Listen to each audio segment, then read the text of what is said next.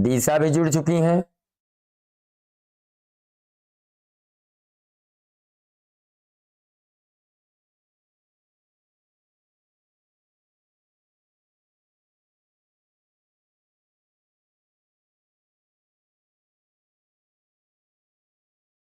जैसे बेटा आपको पत्र में आ जाए कि विद्यालय के प्रधानाचार्य को छुट्टी के लिए प्रार्थना पत्र लिखिए, या आपको किसी प्रकार कोई बीमारी है, आपको 3 दिन 4 दिन 5 दिन 7 दिन जितने भी दिन की बीमारी के लिए आपको पत्र अगर लिखने के लिए आ जाता है तो आप कैसे लिखेंगे? आप अपने कॉपी के बाएं कोने पर, जैसे यहां लिखा है सेवा में, यहां पे कामा लगाना जरूरी है। प्रधानाचार्य महोदय, यहां भी कामा लगाना जरूरी है। फिर यहां पर कोई भी विद्यालय का नाम लिख दीजिए। जैसे आप विद्यालय का नाम लिखना चाहते हैं, यहां पर कोई विद्यालय लिख दीजिए, बलभद्र इंटर कॉलेज, आप विद्यालय का नाम लिख देंगे। उसके बाद यहां पर एड्रेस लिख देंगे, कहीं भी जैसे पाली है तो पाली डाल देंगे। उसके बाद जौनपुर। अब विषय में आप डाल देंगे बीमारी के कारण 3 दिन का अवकाश प्रदान करने हेतु आवेदन। अगर 3 दिन का पूछा है तो आप 3 दिन लिखेंगे, 4 दिन पूछा है 4 दिन, 5 दिन पूछा है तो 5 दिन लिखेंगे। उसके बाद महोदय, उसके बाद सविनय निवेदन है कि मैं आपके विद्यालय का कक्षा 10 का छात्र हूं। मुझे पिछले कुछ दिनों से तेज बुखार है, जिसके कारण डॉक्टर ने मुझे 3 दिन का विश्राम करने की सलाह दी है। इस कारण मैं, यहाँ पर आप दिनांक डाल देंगे कब से कब तक। जैसे आपको 3 दिन की छुट्टी चाहिए तो आप कोई डेट ले लीजिए। जैसे आप मान लीजिए आज का डेट है, जैसे आज मान लीजिए आपका 16 तारीख है, यहाँ पे 16/2/2026 से आप यहाँ लिख देंगे 19/2/2026 तक विद्यालय आने में असमर्थ हूं। अतः आपसे विनम्र निवेदन है कि कृपया मुझे उक्त अवधि के लिए अवकाश प्रदान करने की कृपा करें। इसके लिए मैं आपका सदा आभारी रहूंगा। उसके बाद धन्यवाद लिखना। भवदिन बेटा आप चूंकि इसमें आपको नाम लिखना कोई जरूरी नहीं है, आप यहाँ पर अवश्य लिख दीजिए। चूंकि परीक्षा में लिख रहे हैं तो यहाँ पर आपको नाम लिखने की कोई आवश्यकता नहीं है। यहाँ अनुभाग कुछ भी लिख दीजिए, अ लिख दीजिए, ब लिख दीजिए, जो आपकी मर्जी हो। दिनांक जैसे आप आज का लिख रहे हैं या 19 के, जैसे आपके हिंदी का पेपर है तो आप यहाँ दिनांक के आगे लिख देंगे 19/2/2026। तो इस प्रकार आप, अगर आपको आ गया विद्यालय के प्रधानाचार्य को आप प्रार्थना पत्र लिखे, आपको 5 दिन की छुट्टी चाहिए, 10 दिन की छुट्टी चाहिए, तो आप केवल यहीं पे आप इतने ध्यान देना है कि ड्रेस जैसे आपको है, जैसे विद्यालय प्रधानाचार्य को आवेदन पत्र लिखना है पुस्तकालय में हिंदी पत्रिकाएं मंगवाने के लिए। आपको हिंदी पत्रिकाएं मंगवाना है और आपको प्रधानाचार्य को पत्र लिखना है। तो पता तो बेटा एकदम वैसे लिखा जाए जैसे सेवा में, यहाँ कामा लगाना जरूरी है। प्रधानाचार्य महोदय, यहाँ भी कामा लगाना जरूरी है। उसके बाद यहाँ पर विद्यालय का नाम आप लिख देंगे, जो भी विद्यालय का आप नाम लिख दी, इच्छा जो भी विद्यालय का नाम आपको याद हो। अभी जरूरी नहीं कि आप अपने विद्यालय का नाम लिखें या जहां पर सेंटर गया वहां के विद्यालय का नाम लिखें। यहाँ किसी भी विद्यालय के नाम आप लिख सकते हैं। जैसे यहाँ आप लिख दें महाराणा प्रताप इंटर कॉलेज रमदियालगंज या बलभद्र इंटर कॉलेज पाली सुभाषपुर जौनपुर। उसके बाद विषय क्या है, अब जिस पे पूछा है, जैसे विद्यालय का पुस्तकालय में हिंदी पत्रिकाएं मंगवाने के संबंध में प्रार्थना पर। उसके बाद महोदय लिखेंगे। उसके बाद सविनय निवेदन है, देखिए कॉमन है, समय लिख सकते हैं। सविनय निवेदन है कि मैं आपकी विद्यालय का कक्षा 10 का छात्र हूं। हमारे विद्यालय के पुस्तकालय में हिंदी की पत्रिकाओं की संख्या बहुत कम है। हिंदी पत्रिकाएं पढ़ने के लिए विद्यार्थियों को सामान्य ज्ञान बढ़ता है, मतलब हिंदी पत्रिकाएं पढ़ने से विद्यार्थियों का सामान्य ज्ञान बढ़ता है तथा भाषा ज्ञान में भी सुधार होता है। यदि पुस्तकालय में प्रतियोगिता दर्पण, योजना, सरिता, मुक्त, बाल भारती, सब पत्रिकाओं के नाम है बेटा। जैसे हिंदी पत्रिकाएं मंगाई जाए तो विद्यार्थियों को पढ़कर बहुत लाभ होगा। इससे जो है हमें परीक्षा की तैयारी में भी काफी हद तक सफलता मिलेगी। अतः आपसे विनम्र निवेदन है कि कृपया विद्यालय पुस्तकालय में हिंदी पत्रिकाएं मंगाने की व्यवस्था करने की कृपा करें। इसके लिए हम सभी विद्यार्थी आपके बहुत आभारी रहेंगे। उसके अब आप भौदी में आपको फिर वही आपको चूंकि परीक्षा में लिख रहे हैं सही नहीं, मतलब वास्तव में लिखेंगे तो आप अपना नाम पता एड्रेस लिखिए, लेकिन यहाँ पर परीक्षा में आपको अपना नाम पता नहीं लिखना होता है। यहाँ पर आप केवल लिख देंगे अ ब और श, उसके बाद अनुभाग आप कोई भी डाल दिए, ब डाल दिए, दिनांक आप जैसे 19 को परीक्षा तो 19/2/2026। तो समझ गए ना। इस प्रकार जो है आपको पत्रिका को अगर मंगाना है तो आप प्रधानाचार्य को कैसे पत्र लिखेंगे।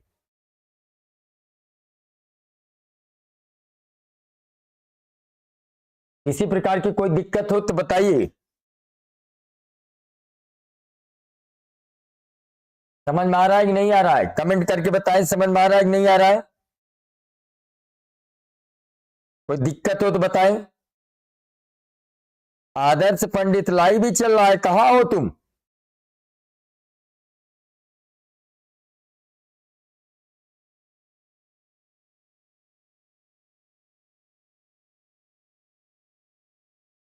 आवाज जा रही नहीं कि हमारी क्लियर?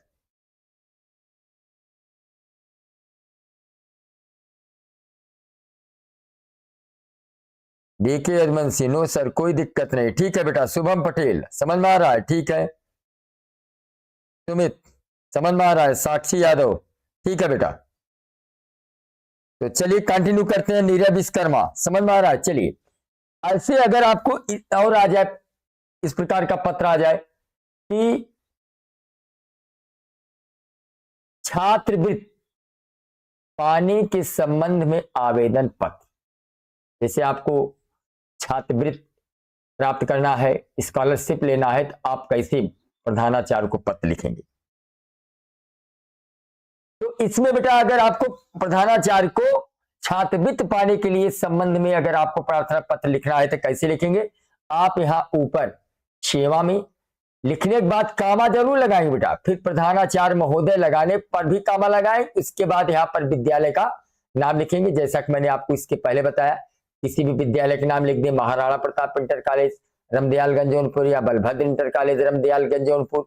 उसके बाद एड्रेस पता हो जाएगा। बस विषय में क्या, फिर विषय में वही लिखेंगे छात्रवृत्ति प्राप्त करने के संबंध में आवेदन। उसके बाद महोदय लिखने के बाद कामा लगाएंगे, फिर आप वैसे लिखेंगे सविनय निवेदन है कि मैं आपके विद्यालय का कक्षा 10 का छात्र हूं। मेरे परिवार की आर्थिक स्थिति अच्छी नहीं है। मेरे पिताजी का आय बहुत कम है, इनकम बहुत कम है, जिसके कारण मेरी पढ़ाई में कठिनाई हो रही है। मैं पढ़ाई में मेहनती छात्र हूं, मतलब मैं पढ़ाई में अच्छा हूं, बेहतर हूं और प्रत्येक परीक्षा में अच्छे अंक प्राप्त करता हूं। यदि मुझे छात्रवृत्ति मिल जाए तो मैं अपनी पढ़ाई ठीक जारी रख सकूंगा और भविष्य में अच्छा नागरिक बन सकूंगा। अतः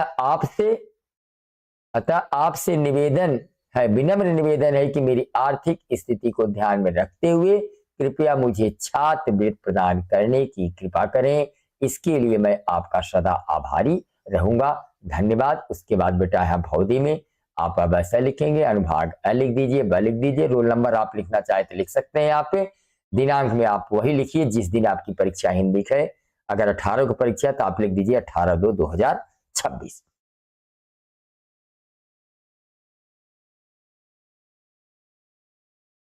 अब आपको उधर तो मैंने आपको बताया कि कैसे प्रशासनिक पत्र लिखा जाता है, प्रधानाचार्य को, मैनेजर को, प्रिंसिपल को, समाचार पत्र के संपादक को, वो तो आपका ऑफिशियल था, उसको मैंने आपको बताया। आज अब मैं आपको बता रहा हूं पर्सनल लेटर जो कि निजी पत्र होते हैं उसको कैसे लिखा जाता है। इसके लिए क्या होता है बेटा, औपचारिक पत्र लिखने का तरीका यही है। जैसे आपको अपने मित्र को अगर पत्र लिखना है और अपने पढ़ाई के विषय में उसे कुछ बताना है तो आप कैसे पत्र लिखेंगे? आप ऊपर लिखेंगे प्रिय मित्र, जिस भी मित्र को आप लिख रहे हैं उसका नाम आप लिखने के बाद कामा लगा देंगे। इसके बाद इतनी चीज को याद कर लो बेटा, कभी भी आपको पर्सनल लेटर निजी पत्र लिखना हो तो आप इतना हर पत्र में लिख सकते हैं कि आशा है तुम स्वस्थ और प्रसन्न होगे, मैं यहाँ कुशल हूं, यह पत्र मैं तुम्हें अपनी पढ़ाई के बारे में बताने के लिए लिख रहा हूं कि मेरी पढ़ाई लिखाई कैसी चल रही है। तो आप वहां क्या लिखेंगे फिर? इन दिनों मैं बोर्ड परीक्षा की तैयारी में लगा हूं। विद्यालय में हमारे शिक्षक हमें अच्छे से पढ़ा रहे हैं। मैं रोज समय सारणी बनाकर पढ़ाई करता हूं, जिससे सभी विषय अच्छे से तैयार हो रहे हैं। हिंदी और गणित पर मैं विशेष ध्यान दे रहा हूं। तुम भी मन लगाकर पढ़ाई करो और समय सही का सही उपयोग करो। परीक्षा के बाद मिलने का कार्यक्रम बनाएंगे। घर में सभी को मेरा प्रणाम कहना। उसके बाद फिर उसके बाद तुम्हारा मित्र। बेटा अब यहाँ पर अपना नाम लिखने की कोई जरूरी नहीं है, आप यहाँ पर अब ऐसा लिख देंगे। उसके बाद दिनांक आप लिख देंगे 18 परीक्षा है तो 18/2/2026 बेटा। उसके बाद स्थान कोई जरूरी नहीं, लिखना चाहे तो लिख दीजिए, तो जौनपुर लिख दीजिए, कुछ भी लिख दीजिए। सृष्टि, जय श्री राम। प्रिंसी मिश्रा, कोई दिक्कत हो तो बताए बेटा।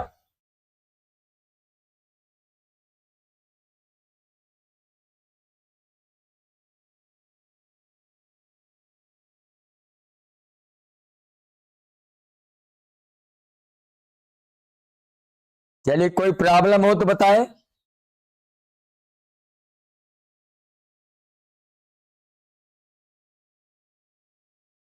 कशिश सिंह समझ में आ रहा है बेटा। प्रिंसी मिश्रा, सोनम पंडित, राधे राधे, समझ में आ रहा है। चलिए नेक्स्ट क्वेश्चन है, गांव में साफ सफाई पानी की समस्या पर पत्र आपको लिखना है। जैसे आपको विकास खंड अधिकारी को लिखना है या ग्राम प्रधान को लिखना है, तो आप कैसे लिखेंगे बेटा? आप यहां पर सेवा में आप लिखेंगे, कामा लगाएंगे, उसके बाद खंड विकास अधिकारी महोदय, ग्राम प्रधान जी। उसके बाद जैसे आपके जिस भी ग्राम को आप लिखना है, जैसे आपको पिपरा का लिखना है, पाली का लिखना है, औरैया का लिखना है, तो आप यहाँ पर ग्राम का अपना नाम लिख दें, कोई भी ग्राम का नाम लिख दीजिए। चलिए औरैया ही लिख देते हैं, औरैया। उसके बाद जिला जौनपुर। उसके बाद बी से आप लिख देंगे गांव में साफ सफाई एवं पेयजल की समस्या के संबंध में। उसके बाद ये बी से लिख देंगे। उसके बाद आप यहां लिखेंगे महोदय सविनय निवेदन है कि हमारे गांव। अब यहाँ पर जो आपने ग्राम का नाम यहाँ औरैया लिखा है तो यहाँ पर गांव का नाम औरैया लिख देंगे। अगर यहाँ पिपरा लिखा है तो पिपरा लिख देंगे। जो भी गांव का नाम यहाँ लिख देंगे वही गांव का नाम यहाँ लिख देंगे। सविनय निवेदन है कि हमारे गांव औरैया में, यहाँ औरैया लिख दीजिए। औरैया में पिछले कुछ समय से साफ सफाई और पीने के पानी की गंभीर समस्या बनी हुई है। नालियां जाम रहती हैं, जगह जगह कूड़ा फैला रहता है, मच्छरों का प्रकोप बढ़ गया है। इसके कारण गांव के लोग बीमार पड़ रहे हैं। इसके साथ ही गांव के हैंडपंप नल ठीक से काम नहीं कर रहे हैं, जिससे स्वच्छ पेयजल की भारी कमी हो गई है। लोगों को दूर दराज से पानी लाना पड़ता है। यानी तो उसके बाद अतः आपसे विनम्र निवेदन है कि कृपया गांव में नियमित सफाई की व्यवस्था कराई जाए, नालियों की सफाई कराई जाए, खराब हैंडपंपों नलों की मरम्मत कराई जाए, ताकि ग्रामवासियों को राहत मिल सके और उनको शुद्ध पानी पीने को मिल सके। इसके लिए हम सभी ग्रामवासी आपके आभारी रहेंगे। उसके बाद धन्यवाद लिख देंगे बेटा। भौदी में आप यहाँ अब ऐसा लिख दीजिए, अब लिख दीजिए। उसके बाद ग्राम का नाम यहाँ औरैया लिख दीजिए, जो भी नाम लिखना चाहे। उसके बाद दिनांक आप यहाँ लिख देंगे, जैसे 18 रुपये पर है 18/2/2026 लिख देंगे। उसके बाद स्थान औरैया। यह हुआ आप बेटा गांव में साफ सफाई के लिए ग्राम प्रधान या खंड विकास अधिकारी को कैसे हम पत्र लिखे। अगर ये मान लीजिए कि अगर आपको डीएम को आ जाए लिखने के लिए, जिलाधिकारी को आ जाए, तो जहां पर विकास खंड अधिकारी महोदय बेटा वहां पर उप जिलाधिकारी महोदय लिख देंगे, बढ़िया हूं, या जिलाधिकारी सेवा में जिलाधिकारी महोदय जौनपुर, केवल वही चेंज कर देगा और सारी चीजें जो की त्यों रहेंगी। अब हम आपको बताने जा रहे हैं जो कि 7 नंबर का बेटा निबंध आता है कि कैसे हम निबंध लिखें। और निबंध लिखने की कला होती है बेटा। निबंध में कुछ पॉइंट आप दिमाग में रखिए, कोई जरूरी नहीं कि जैसा सीरीज में लिखा हो, गाइड में लिखा हो, हम सेम टू सेम वैसा उतार लें। केवल पढ़कर उसको समझकर अपने शब्दों में उसको लिखने का आप प्रयास करिए और रटिए मत। निबंध रटा नहीं जाता, निबंध को केवल समझा जाता है कि कैसे हम निबंध को लिखें। जैसे मान लीजिए पर्यावरण प्रदूषण पर अगर निबंध आ जाता है तो आप हेडिंग डाल देंगे पर्यावरण प्रदूषण या पर्यावरण संरक्षण। अब यहां देखिए, पर्यावरण हमारे जीवन का आधार है। इसमें वायु,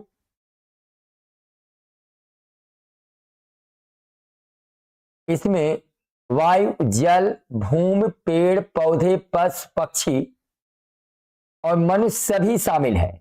जब पर्यावरण में हानिकारक पदार्थ मिल जाते हैं तो उसे पर्यावरण प्रदूषण कहते हैं। आज प्रदूषण जो है एक गंभीर समस्या बन गई बेटा। नहीं, क्या होता है, पर्यावरण जो होता है वो हमारे जीवन का क्या होता है बेटा, आधार होता है। और हमारे आसपास जितनी भी चीजें हैं, जैसे वायु है, जल है, भूमि है, पेड़ है, पौधे हैं, पशु पक्षी हैं, मनुष्य है, सभी हमारे आसपास शामिल है। और जब पर्यावरण में हानिकारक पदार्थ मिल जाते हैं तो वातावरण प्रदूषित हो जाता है। इसी को पर्यावरण प्रदूषण कहते हैं। और आज प्रदूषण एक बहुत बड़ी गंभीर समस्या बन गई है बेटा। अब जैसे पर्यावरण प्रदूषण के मुख्य कारण कौन कौन से? कारखानों का धुआं, आज देख रहे हैं कारखानों का धुआं। आज बहुत से बड़े बड़े शहरों में बड़े बड़े कारखाने, फैक्ट्रियां लग गई हैं, जहां पर अनेक प्रकार के जैसे प्लास्टिक की फैक्ट्री है, सीमेंट की फैक्ट्री है और भी तमाम प्रकार की फैक्ट्रियां हैं। वहां से निकलने वाला जो धुआं होता है, यह भी जब हमारे वायुमंडल में, हमारे वातावरण में मिलता है तो प्रदूषण फैला देता है। वाहनों से निकलने वाला धुआं बेटा, आज देख रहे हैं कि वाहन से निकलने वाला धुआं अत्यधिक यह प्रदूषण का कारण बना हुआ है। क्योंकि आज कोई भी आदमी, चाहे वो छोटा हो या बड़ा हो, हर कोई आदमी गाड़ी से ही चलना चाहता है, कोई साइकिल से चलना नहीं चाहता। हर कोई जो है वाहन का ही प्रयोग करना चाहता है। और जब सभी लोग वाहन का प्रयोग करेंगे तो उससे निकलने वाले धुओं से भी पर्यावरण प्रदूषण फैलता है। पेड़ों की कटाई भी बेटा प्रदूषण के मुख्य कारण है, पर्यावरण प्रदूषण के मुख्य कारण है। क्योंकि आप जानते हैं कि पेड़ क्या करते हैं, पेड़ कार्बन डाइऑक्साइड को ग्रहण करते हैं, ऑक्सीजन छोड़ते हैं। हर व्यक्ति को पेड़ों की कटाई का विरोध करना चाहिए और हर व्यक्ति को पेड़ों को लगाना भी चाहिए। क्योंकि जब ज्यादा से ज्यादा हम पेड़ लगाएंगे तो हमें ऑक्सीजन की प्राप्ति होगी और कार्बन डाइऑक्साइड जो कि पेड़ ग्रहण करते हैं, क्योंकि जीव क्या करते हैं, कार्बन डाइऑक्साइड छोड़ते हैं। और कार्बन डाइऑक्साइड क्या करता है, वातावरण को प्रदूषित करता है। और जब ज्यादा से ज्यादा पेड़ लगाएंगे तो क्या होगा कि पर्यावरण प्रदूषण कम होगा। तो पेड़ की कटाई भी, जो ज्यादा से ज्यादा पेड़ की कटाई, बड़े बड़े हाईवे, नेशनल हाईवे बन रहे हैं, बड़े बड़े फैक्ट्रियां लग रहे हैं, तो ज्यादा से ज्यादा जंगलों और पेड़ों की कटाई हो रही है। यह भी पर्यावरण प्रदूषण के मुख्य कारणों में एक है। अगला है बेटा प्लास्टिक का अधिक उपयोग। आज ज्यादातर और गंदे पानी को नदियों में छोड़ना। आज देख रहे हैं ज्यादातर लोग बाजारों में जाते हैं, छोटे से छोटे सामानों की खरीदारी भी करते हैं तो प्लास्टिक के थैले में लेके आते हैं, जबकि प्लास्टिक बहुत ज्यादा प्रदूषण फैलाता है। यह जो है कहीं मिट्टी में मिल जाएगा तो वहां पर मिट्टी को बंजर बना देगा। तो यह प्लास्टिक जो होता है, यह जो है अत्यधिक पर्यावरण प्रदूषण फैलाता है। इसलिए जो है प्लास्टिक में आप हर व्यक्ति को प्लास्टिक का प्रयोग कम से कम करना चाहिए, बिल्कुल नहीं करना चाहिए। अगर आप बाजार सब्जियों को खरीदने के लिए जाते हैं तो आप प्लास्टिक का प्रयोग न करिए। आप जो है कपड़े का झोला लेके जाइए, थैला लेके जाइए और उसमें खरीदिए और सामान को ले आइए। प्लास्टिक का प्रयोग बिल्कुल बंद करिए। गंदे पानी को नदियों में नहीं छोड़ना चाहिए, क्योंकि गंदे पानी में अगर आप नदियों में, जलाशयों में छोड़ते हैं तो पशु पक्षी, जीव जंतु, जितने भी लोग उस पानी को पिएंगे वे भी मर जाएंगे और पर्यावरण प्रदूषण फैलेगा। और वायु क्या हो जाएगा, इससे वायु प्रदूषण, जल प्रदूषण, भूमि प्रदूषण, अनेक प्रकार के प्रदूषण फैलते हैं। और प्रदूषण के कारण से लोग सांसों की बीमारी उनको हो जाती है, वे उनको त्वचा रोग हो जाता है, अन्य प्रकार की गंभीर बीमारियां हो जाती हैं, मलेरिया हो जाता है, टाइफाइड होने लगता है। इसलिए आप पर्यावरण प्रदूषण से बचने की कोशिश करें। अब पर्यावरण संरक्षण हेडिंग आई। पर्यावरण संरक्षण क्या बेटा?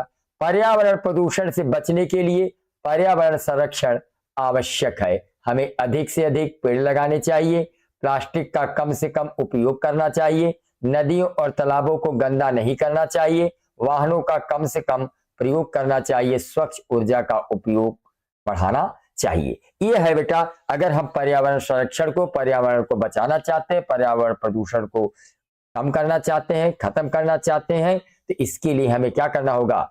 हमें जो है अधिक से अधिक पेड़ को लगानी। हर व्यक्ति को अपने जीवन में कम से कम 10 पेड़ जरूर लगाना चाहिए बेटा। और प्लास्टिक का प्रयोग कतई मत करिए। कहीं से भी कोई सामान खरीदें तो आप कपड़े का बैग लेके जाएं और वही बार बार प्रयोग करें और प्लास्टिक का उपयोग न करें। नदियों और तालाबों में कभी भी गंदा पानी को न बहाएं। वाहन का प्रयोग कम से कम करना चाहिए और स्वच्छ ऊर्जा का उपयोग भी बढ़ाना चाहिए, जैसे एलपीजी गैस का प्रयोग करें, सीएनजी वाहन का ज्यादा से ज्यादा प्रयोग करें। अब अगला निबंध है बेरोजगारी की समस्या और समाधान। यह भी बहुत ही मोस्ट इंपॉर्टेंट बेटा निबंध है, बहुत ही परीक्षा में कई बार पूछा गया है। बेरोजगारी की समस्या क्या है, आज जानते हैं। बेरोजगारी क्या है पहले समझिए। व्यक्ति को उसके पास कौशल है, उसके पास ज्ञान है, उसके पास तकनीकी है, पढ़ा लिखा है, फिर भी उसको कोई रोजगार नहीं मिलता, उसको नौकरी नहीं मिलता। यही है बेरोजगारी। और जैसा हम कहें कि बेरोजगारी आज हमारे देश की एक बड़ी समस्या है। बेरोजगारी का अर्थ क्या है बेटा? जब हम योग्य और काम करने की इच्छा रखने वाले व्यक्ति को काम न मिले। अब भारत जैसे देश में बेरोजगारी तेजी से बढ़ रही, जिससे समाज का बुरा प्रभाव पड़ रहा है बेटा। आज हमने कहा बेरोजगारी आज क्या है? हमारे देश की, भारत जैसे देश की बहुत बड़ी समस्या है बेटा। लोग पढ़ लिख के बैठे हुए हैं, उनके पास योग्यता है, सब कुछ होने के बाद भी वे चाहते हैं कि उनको काम मिले, उनको रोजगार मिले, वो नौकरी चाहते हैं, लेकिन फिर भी उनको कोई काम नहीं मिलता। यही है बेटा बेरोजगारी। अब भारत जैसे देश में बेरोजगारी तो बहुत तेजी से बढ़ रही है। लोग एमटेक करके, बीटेक करके, इंजीनियरिंग करके बैठे हुए हैं, उनको कोई काम नहीं मिल रहा है। लोग बीएड करके बैठे हैं, अभी एक छोटा सा फॉर्म निकलता है तो कई लाखों लोगों की भीड़ लग जाती है। यह है बेरोजगारी बेटा। अब बेरोजगारी का मुख्य कारण क्या है? बेरोजगारी का मुख्य कारण क्या है? पहला कारण तो यह है बेटा जनसंख्या की अधिकता। आप जानते हैं कि इस समय हमारे देश की लगभग जनसंख्या बेटा 150 करोड़ के आसपास है बेटा। और जब जनसंख्या बढ़ेगी तो सरकार भाई हर किसी को नौकरी तो दे नहीं पाएगी। इसीलिए अगर बेरोजगारी का एक प्रमुख कारण है जनसंख्या की अधिकता, जबकि होना क्या चाहिए? हम दो हमारे दो, लेकिन ऐसा कोई कर नहीं रहा। हम दो हमारे 10 की भावना लोगों के अंदर बनी हुई है। आज वर्तमान सरकार, प्रदेश सरकार, यूपी सरकार भी इस पे ध्यान दे रहे हैं। उन्होंने कहा कि जनसंख्या अगर बढ़ेगी, जो उस भी अगर 2 से अधिक बच्चा पैदा करेगा तो उसको सरकारी जो है लाभ से उसे वंचित कर दिया जाएगा। तो बेरोजगारी भी जनसंख्या की अधिकता का प्रमुख कारणों में एक है। दूसरा है शिक्षा प्रणाली में कमी। आज ज्यादातर लोग पढ़ते चले जाए, जबकि शिक्षा प्रणाली में क्या है?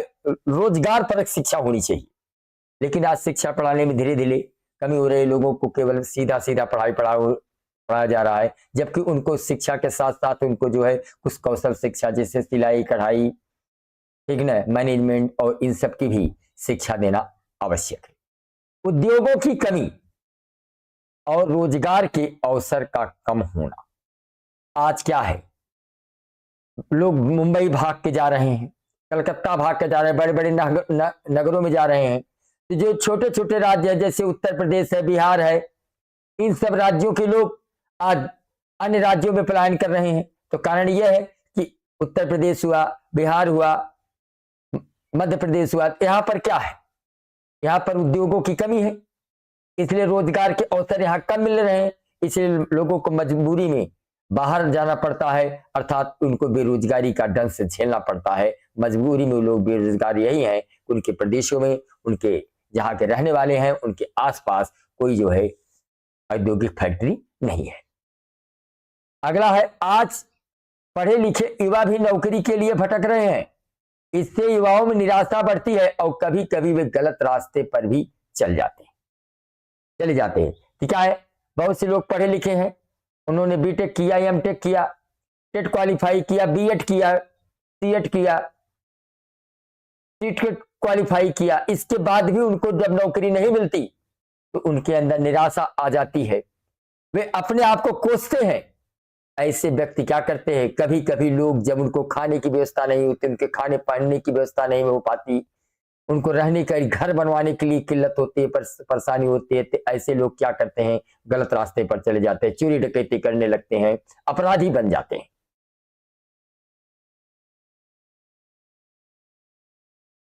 अब बेरोजगारी की समस्या, जो बेरोजगारी है, इसका हम समाधान कैसे करें? तो बेरोजगारी की समस्या का समाधान के लिए, इस समस्या के समाधान के लिए सरकार को नए उद्योग लगाने चाहिए, स्वरोजगार को बढ़ावा देना चाहिए, शिक्षा को रोजगार से जोड़ना चाहिए, युवाओं को तकनीकी और व्यवसायिक शिक्षा दी जानी चाहिए। छोटे छोटे उद्योग और कुटीर उद्योग को भी रोजगार बढ़ाने में सहायक है। जैसे अगर बेरोजगारी की समस्या को दूर करना है बेटा, तो सरकार को चाहिए कि अपने प्रदेश में, अपने देश में नए नए उद्योग को लगाएं, ताकि वहां के लोग रोजगार पा सकें, स्वरोजगार को बढ़ावा दें। सरकार को चाहिए कि कम ब्याज पे पढ़े लिखे लोगों को लोन दे, ताकि वे जो है अपने स्वरोजगार करें, अपना स्वयं की दुकान खोलें, अपनी छोटी सी फैक्ट्री लगाएं और खुद कमाएं और 4 लोगों को और रोजगार दें। शिक्षा को रोजगार से जोड़ना चाहिए, यानी बच्चों को पढ़ाते समय उनको कंप्यूटर की शिक्षा, सिलाई कढ़ाई की शिक्षा और भी जो रोजगार प्राप्त चीजें हैं, जो व्यक्ति व्यवसाय करते हैं, व्यवसाय परक शिक्षा उनको देनी चाहिए। युवाओं को तकनीकी और व्यवसायिक शिक्षा भी दी जानी चाहिए, जैसे पॉलिटेक्निक हुआ, आईटीआई हुआ, इन सब की भी शिक्षा देनी चाहिए। नेक्स्ट बेटा निबंध है, विज्ञान वरदान या अभिशाप। यह भी बहुत ही मोस्ट इंपॉर्टेंट निबंध है बेटा, एग्जाम में कई बार पूछा गया है। तो अगर विज्ञान वरदान या अभिशाप पर कोई निबंध आ जाता है तो उसको हम कैसे लिखेंगे? तो जैसे विज्ञान आधुनिक युग का सबसे बड़ा वरदान है बेटा। विज्ञान क्या है? आधुनिक युग, जिस युग में हम चल रहे हैं ये आधुनिक युग है। विज्ञान आधुनिक युग का सबसे बड़ा वरदान है।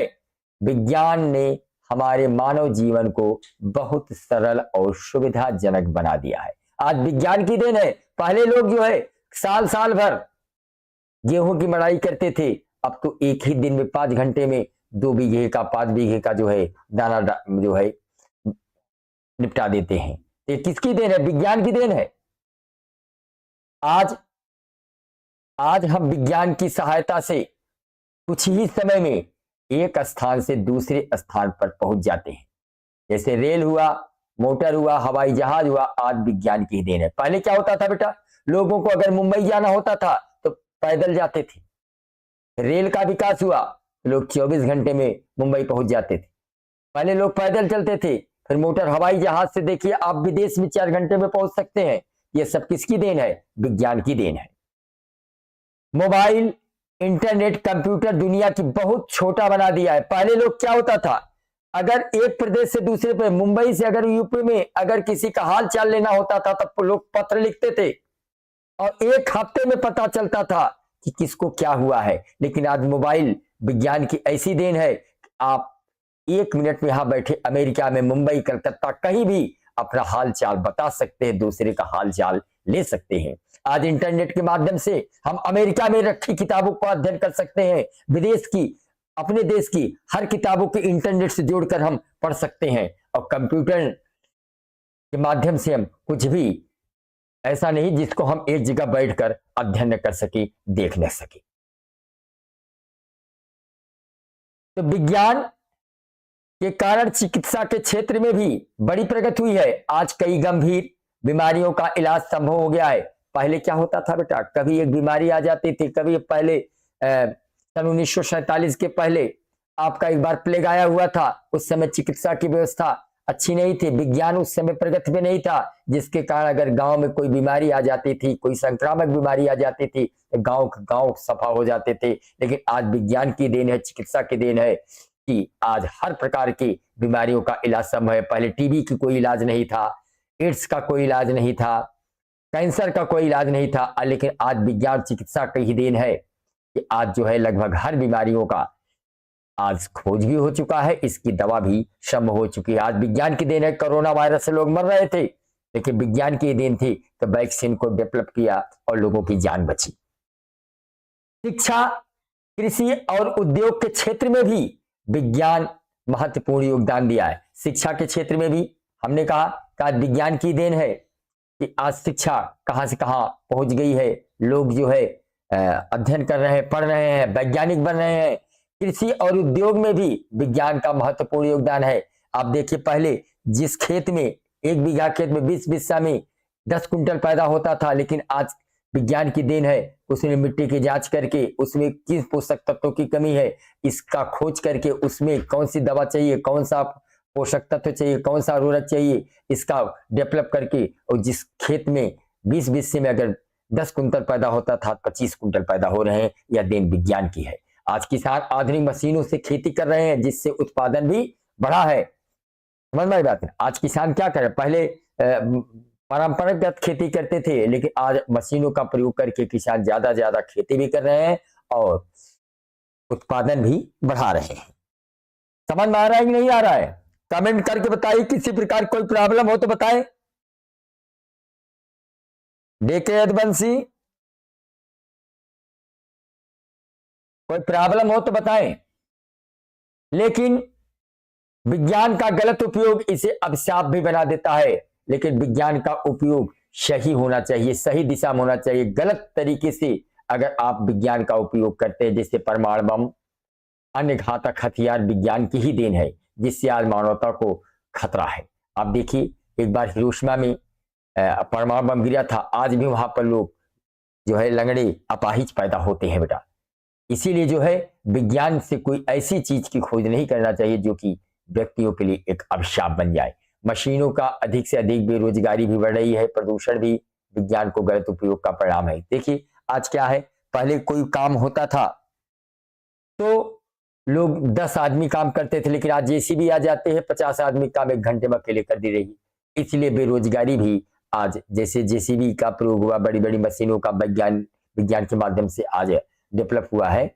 और ये मशीनें क्या कर रही हैं, जो काम मजदूर करते थे उस काम को अब मशीन कर रही, जिससे बेरोजगारी भी बढ़ रही है बेटा।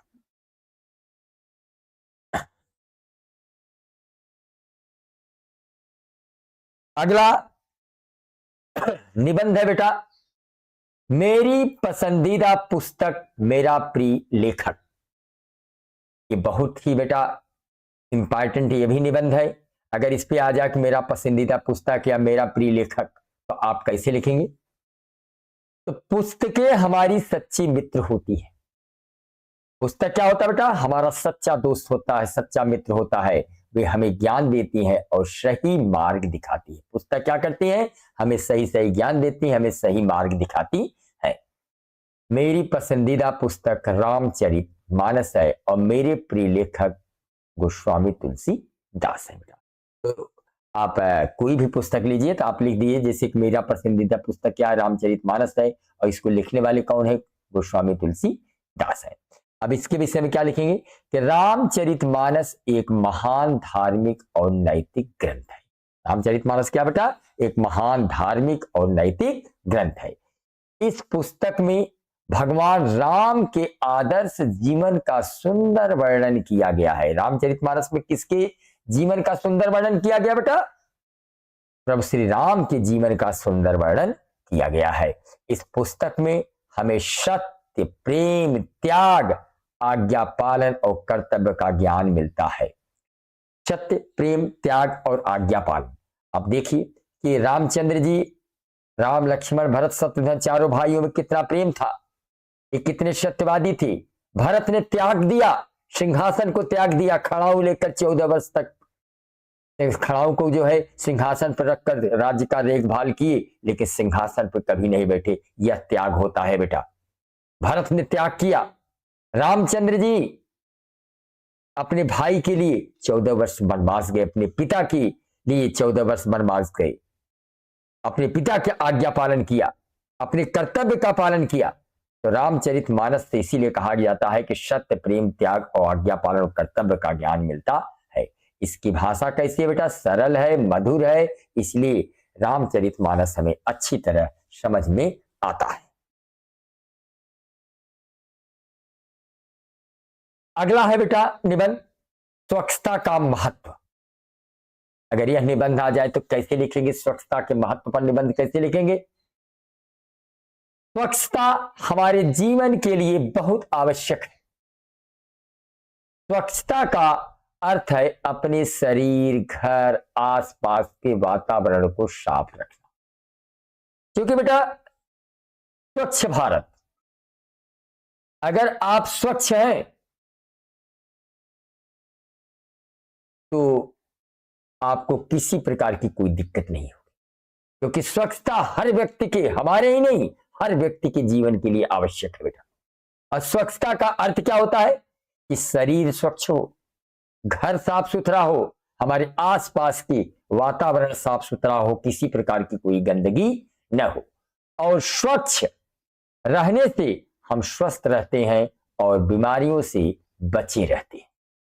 अगर हम वातावरण स्वच्छ है बेटा, किसी प्रकार का कोई प्रदूषण नहीं है, तो हम स्वस्थ रहेंगे और हमें किसी प्रकार की कोई बीमारी नहीं आएगी। गंदगी के कारण कई बीमारियां फैलती हैं, जैसे हैजा हुआ, मलेरिया हुआ, डेंगू हुआ, ये सब गंदगी के कारण ही फैलता है बेटा।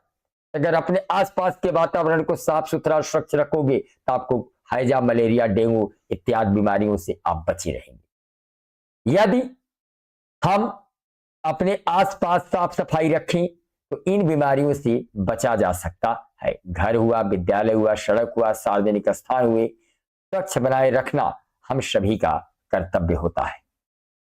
स्वच्छ बनाए रखना मतलब हमारे आसपास, चाहे वो घर हो, विद्यालय हो, सड़क हो, कोई भी सार्वजनिक स्थान हो, मंदिर हो, ठीक ना, हमें जो है वहां पर उसको स्वच्छ रखना चाहिए। हमारा एक नैतिक कर्तव्य बनता है सार्वजनिक स्थानों को हम साफ स्वच्छ रखें। स्वच्छता से हमारा मन भी प्रसन्न रहता है। साफ वातावरण में काम करने और पढ़ने से मन लगता है। सरकार भी स्वच्छता के लिए कई योजनाएं चला रही है, लेकिन स्वच्छता तभी सफल होगी जब हम सभी इसमें सहयोग करें बेटा। किसी एक व्यक्ति की बात नहीं है, हर व्यक्ति को आगे आना होगा।